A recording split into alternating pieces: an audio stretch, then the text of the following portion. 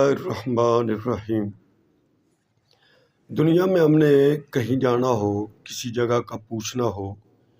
کسی کا مکان پوچھنا ہو، کسی کا گھر پوچھنا ہو، کسی گاؤں کا پتہ پوچھنا ہو، تو جو ہمیں وہ راستہ بتا دے، وہ گاؤں بتا دے، اس شخص کے بارے میں اطلاع دے دے،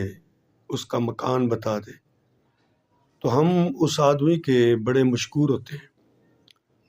اس کے احسان مند ہوتے ہیں کہ آپ کی بڑی مہربانی ہے، آپ نے ہمیں سیدھا راستہ بتایا،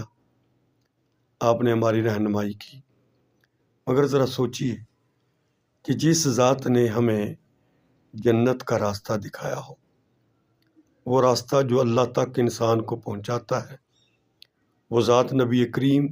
صلی اللہ علیہ وسلم کی ذات ہے، تو ہمیں ان کا کتنا احسان مند ہونا چاہیے، ان کا کتنا شکریہ ادا کرنا چاہیے۔ تو اس شکریہ کے لیے آپ کی ذات پر کثرت سے درود پڑھا جائے، یہ محبت کی علامت ہے۔